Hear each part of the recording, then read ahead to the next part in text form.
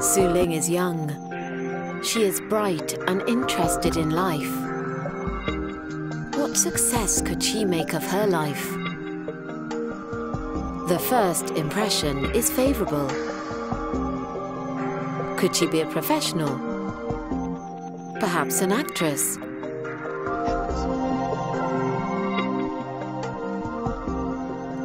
What do you think? Nelson is educated, looking for a job. He's keen. What chances does he have? Would you hire him?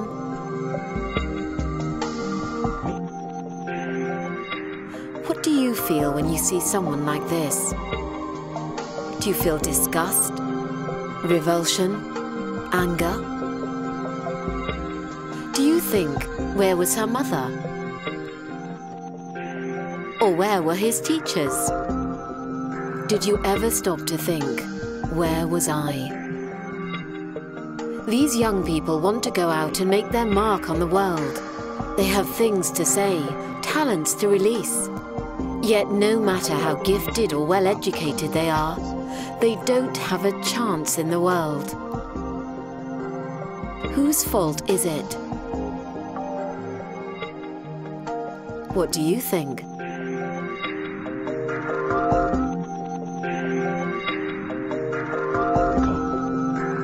$80 million teeth are born into the world every day.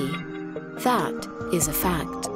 Unfortunately, there are no figures for how many teeth are lost every day due to bad oral hygiene. Without doubt, it's considerably more. The sad thing is, it can be easily prevented. Essentially, it's how we present ourselves to the world, isn't it? And we know that it has a huge impact on people's perception of other people's appearance, their own confidence, their self-confidence, and how they present themselves. There's been a number of studies showing, for instance, that you can keep people's face the same and change their oral appearance, and that can affect whether people would offer them a job or how people perceive them. If you want to be able to get up in the morning and go to school and learn, or get up in the morning and go to earn a daily wage so that you can feed your family, then you need to have a healthy mouth. You need to be free from the pain of decay or sore gums. And if you want to feel confident to interact with other people socially, to go for a job interview, to be close to somebody that you're attracted to, then you need that confidence of white teeth and fresh breath. It's not just, of course, the losing of the teeth, it's all the things that go with that. You know, what's led to that beforehand. You've got the pain, the toothache, the reduction in what you can eat, the sleepless nights, the lost days from school, for adults, lost days from work. Some of the most severe pain that people have in terms of dental pain.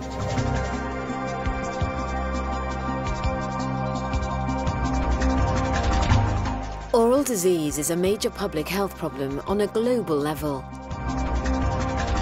It directly affects quality of life and can lead to more serious, even life-threatening diseases.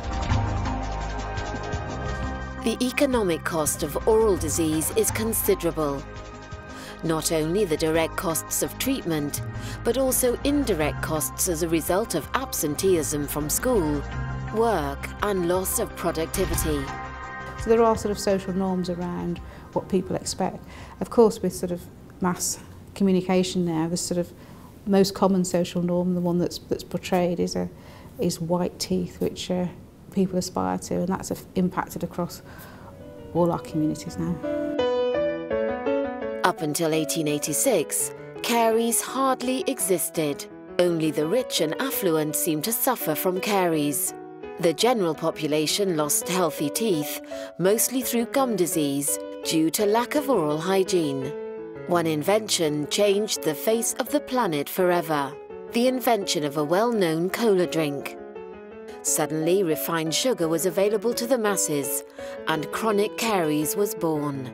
Today, sugar is the biggest single factor in the cause of caries.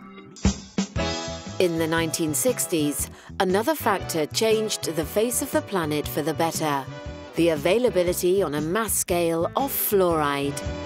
And all along, the need for daily dental hygiene has become more and more recognised as a positive step in combating oral diseases. 3 simple steps. Lower sugar intake. Introduce fluoride. Teach children to brush teeth twice a day. And with that, caries could be virtually eliminated. Frequently in the profession, we tend to see caries, dental decay, as holes in teeth that can be filled rather than as a preventable disease.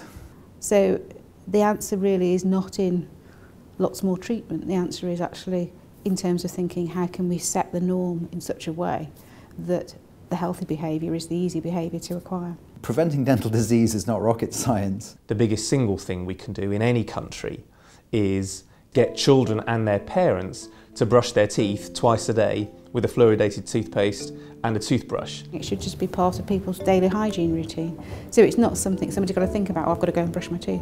It's actually automatic, and then you've cracked it, because it'll happen in the morning, it'll happen at bedtime. Many, many millions of people are suffering dental disease on this planet today, that if we could really take prevention to the point it's needed, we could eradicate some of those diseases.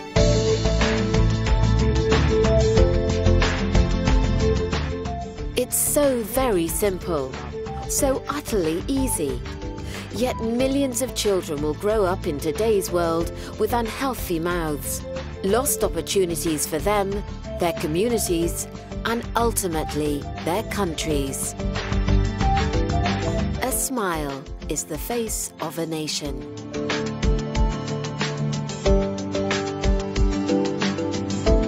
In order to unlock the problems, no one organisation can do it on their own, and the smart organisations are seeing that.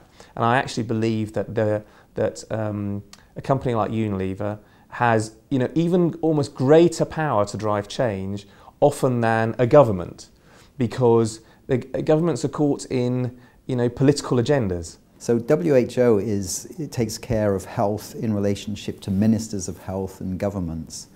And of course, it responds to what its members want. And currently, WHO is more focused on communicable diseases, AIDS, TB, malaria, than the non-communicable diseases, such as caries and periodontal disease. The trigger for any one of these, shall we say, sometimes NGOs, is to decide that they want to work with manufacturers because the end result will be better. And what drives that is stepping into something new and trust.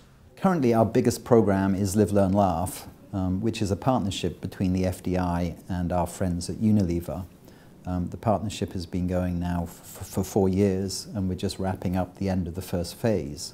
That has been tremendously successful as a major step forward for FDI in its vision of leading the world to optimal oral health. If I look inside myself, why am I excited about this? And how can I hope to convey that excitement? I think, life is short, and I want to be able to make a difference. And I can not only do a job I love for a company I respect, with people I respect, and now I'm pleased to say with a partner in the World Dental Federation I respect, but while I'm doing that, I can make a real difference to the quality of life all over this planet. What kind of future do you want your community's young people to experience? What part could you play in changing young lives for the better? They are counting on you to make the difference between no hope and life-changing opportunities. You could be one of the fortunate few who can stand up and come face to face with the future.